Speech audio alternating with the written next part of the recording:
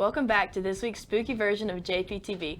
We're your anchors. I'm Bradley Carter. And I'm Owen Ishii. This week we'll be discussing haunted houses, musicals, the MSPA convention, world news, and much, much more. Owen Ishii and Lizzie Kellum took a trip to Fortenberry Theater this week to find out more about the fall musical Phantom of the Opera. Hi, my name is Emily Waterloo. I am the Director of Performing Arts here at Jackson Prep and the director of our fall musical, Phantom of the Opera. How did you choose to do this play?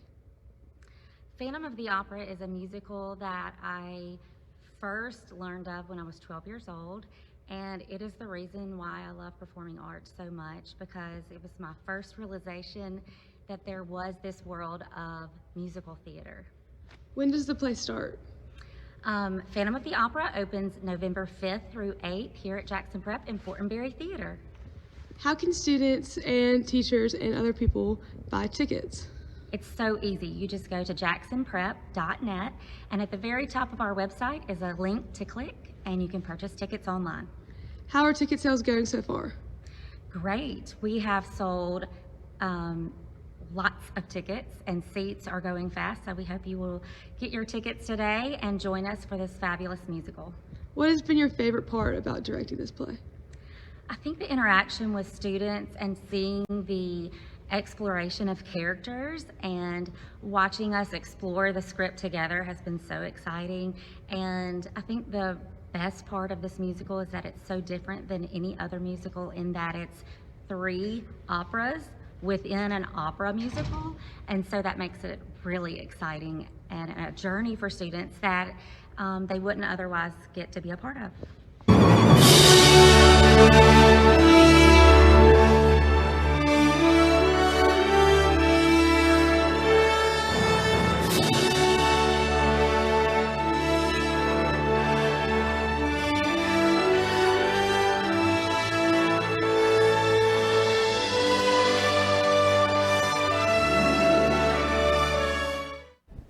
Several members of the broadcast team visited the haunted houses in Brandon this week. Anders Morgan, Bradley Carter, and Trey Welch captured some of the scariest moments. They also showed us how to carve a pumpkin properly.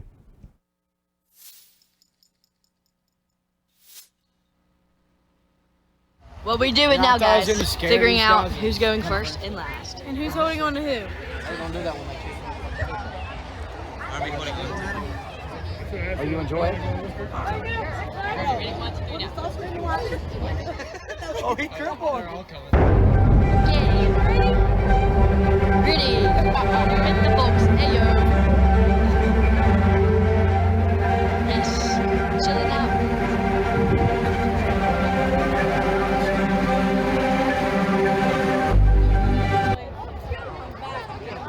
You got some pretty eyes, dude. You got the same color eyes. He's in his zone. Tell me about your haunted house experience. Well, it was really fun. We kind of sat in the line outside the haunted house for about 30 minutes, but made friends with like all the haunted characters there. There's one, his name was Osbo. He was cool. He had like a mallet. I hugged Pennywise. I didn't think I'd ever say that. But then once we went in the haunted house, it was really fun. I saw all the jump scares because I wasn't leading the line. That was William Walker. It was really fun though. Tell me about each person in the line and how they acted. Okay, so William Walker he fearlessly led the charge. Then you had Livy, who was like clinging on to William Walker. Then you had Anders right behind her, who was clinging on to Livy. Then you had me right behind Anders. Then you had Elizabeth Head, who nearly yanked my jacket off. And then you had, I think, Ryan Groby, and he was just kind of stone-faced the entire time. Then you had the back 3 of the line, which I believe was Bradley and Duncan and somebody else. And they saw the jump scare, so they weren't really afraid at all. But William Walker did a great job of leading the line. Thank you so much. Would you do it again? I completely would. Thank you. Getting us in the Halloween spirit, this is how you carve a pumpkin. So, first off, I cleaned out my pumpkin. If you look in the top, I cleaned it out. I took out all the seeds and all the gook and everything that was inside of it. Next, I printed out what I wanted to carve, okay? I printed out our JPTV logo and taped it onto the front of the pumpkin so I know where to cut and how. Then, once I started cutting, the paper started ripping. So I had to keep taping it and hold it tight so that I could just continue cutting in a straight line. Once I did that, the V kind of fell out and the T were really bad, so I had to freehand the T. So you can see why the J and the P are really good and the V's just looks like a triangle. But the T was the worst part of this. This part in the middle that's separating it is hanging on by a literal thread. So after that, I just kind of cleaned it up a little bit, and there's our pumpkin. William Walker and Trey Welch interviewed some of the creators of the newest game on campus, Sack Attack. Today, we will be reviewing the game of Sack Attack. Here we are with Commissioner Stogner. Commissioner Stogner, can you tell us a little bit about this game and how it was formed and the rules of this game? So Sack Attack, it's basically just you sack it, and once it's been passed around the circ 4 times, it gets kicked up in the air. And if you catch it, you throw it at somebody. If you hit them, they got to sit in the middle of the circ. That's how the Sack Attack works, William Walker. Dude. Very good, very good. Now we'll see some demonstration of this. Very good. This is what we consider the pot. 4. Oh. Oh, and he got it! Oh, he got it! Oh, he got it! You've seen it here, ladies and gentlemen. Parker Wyman with the unstoppable save. Here. There we just saw Parker Wyman catch the ball after the 4 hits. See, I was in the pot. I was the person who had gotten out. So, therefore, Sam caught it on the 4th hit. Oh. Sam caught it on the 4th hit, grabbed it, and threw it at Parker, who then proceeded to catch it. So then Sam is the one who goes in the pot.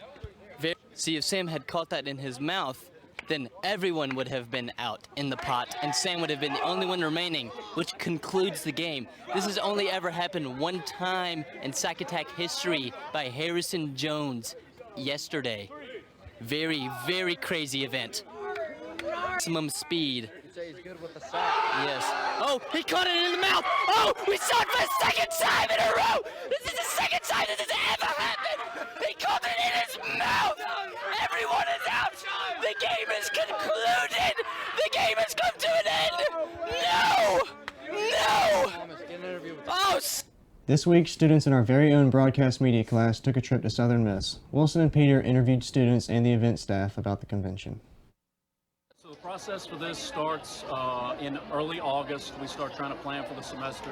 We usually try to lock in a keynote first and then fill in the rest of our schedule with speakers that we think students might enjoy, or teachers that might hit a different skill set to get a full slate. And our contests are due in September 15th. We go send those out to judges late September. We get those back early October. Then we have to go through vetting them. We have to go through printing certificates, PowerPoint, getting them on the website. We've got a whole crew. I've got fantastic student workers back at my office. We've got logistical people here on the ground that start working in early August, making sure we've got caterers and we've got rooms reserved. It's a real team effort, and so we hope that. But to see people's reactions and to enjoy a day like today, it makes it all worth it. Trey, what have you learned today? I learned about how easy a podcast was to make from Dave R. Davies. He spent about an hour teaching us how to make a podcast, and then we were able to do an interactive podcast in the middle of the session, so that was really cool. He taught us the different sites that you can do, the different softwares you can use, and it was very interesting. Yeah, I learned a lot of great things here at Southern Miss. We learned how to get a great shot, learned how to be able to use the right lighting in different situations, and also coming from like a sports standpoint, just being able to get those different real shots that you're supposed to get, and just being able to make the segment entertaining and exciting. I learned there's many different types of cameras and different types of lens and different zoom, I guess the word. I don't know, it's pretty cool. I learned that you need to take pictures, you need to be aware, you need to know your sport. We'll be back after this quick commercial break. Have you ever wondered, where can I get my Jackson Prep apparel? Well, then I've got the answer for you. Right here at the Jackson Prep Patriot Shop, open 3 days a week on Patriot Avenue, we've got everything you need. We got t-shirts, we got tank tops, we got sweatshirts, we've got sweatpants, we've got polos, we've got blankets, we've got teddy bears, face masks, and other fun accessories. We've even got duffel bags and stadium chairs. And we've even got football. So shop till you drop at the Patriot Shop, open 3 days a week, right here on Patriot Avenue.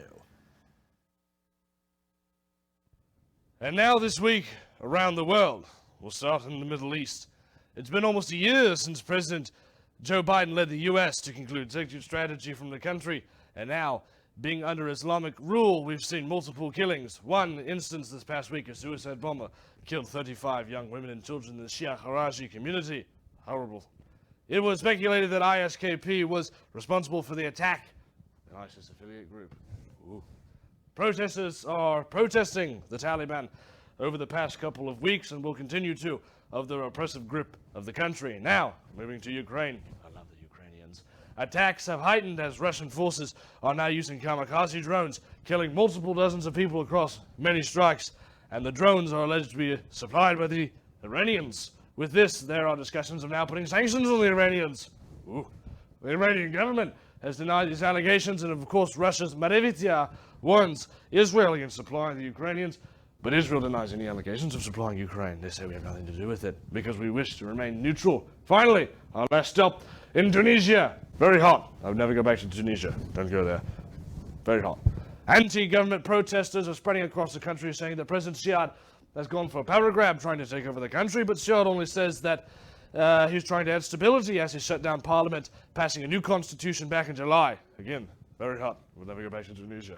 He said that this was to create a more secure Tunisia, but of course the opposition says he's only trying to undermine the democracy established after the Arab Spring in 2011. I don't know much about the Arab Spring, but I'm not going back to Tunisia, and I will go back to Ukraine. Thank you. Hey, I'm Livy Matthews, and let's talk weather. This weekend we will see some rain on Saturday, and then it will start to clear back up on Sunday with mostly cloudy skies. Next, on Spooky Halloween Monday, we will continue to see cloudy skies with a high of 72 and a low of 56. Towards the end of the week, we will begin to see it becoming sunnier with temperatures of upper 70s and lower 50s.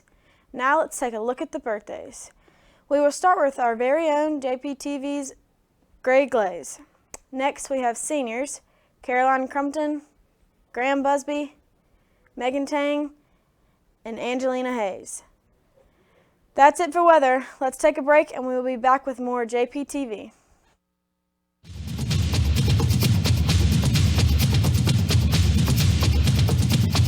Here at Jackson Prep, we strive for excellence and greatness. We take pride in our athletes, our program's histories, our facilities, our state championships, and our all sports awards.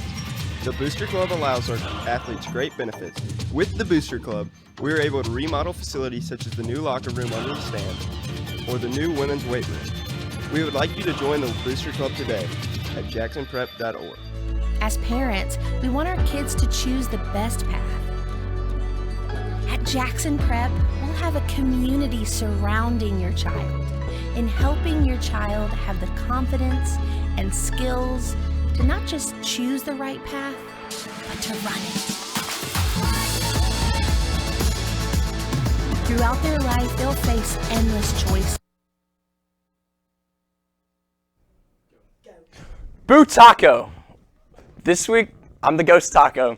This week of sports started off with the girls' basketball, junior high, and high school teams going off to play Bio Academy as their season openers. The junior high team had a hard loss, 20-13 against Bio to open their season, and the high school team had a tough loss, 44-41, with Bio Academy barely getting the best of them in the very last bit of the game.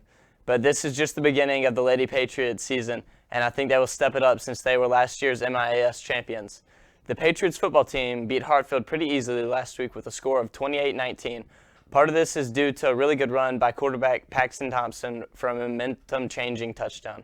This Friday, you can look forward to watching or going to the Prep versus PCS away game to close out our football season's regular game schedule before we go into our playoff games, where we will play the winner of the 3 seed and the 6 seed after our bye week. We'll be back after commercial break.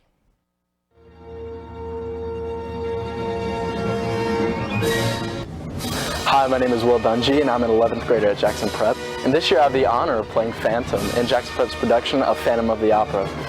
We have an amazing play this year, and everybody's put in an amazing amount of work with an amazing set, amazing people.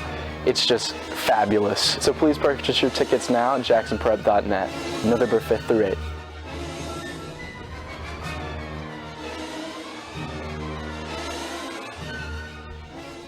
Miller Jordan and Lulu Kellum talked to the prep streets and asked our students Halloween-themed questions and what their plans are for the holiday.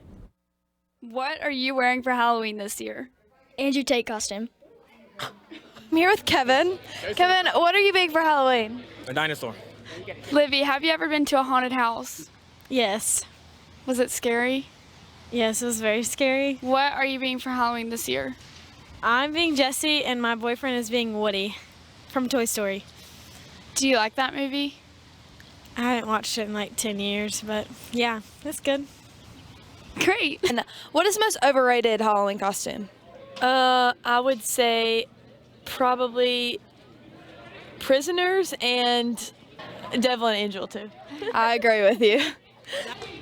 Okay, I'm here with Gray. Gray, what are you being for Halloween? A Christmas tree. How much candy are you going to eat this Halloween? A lot. What are you wearing for Halloween this year?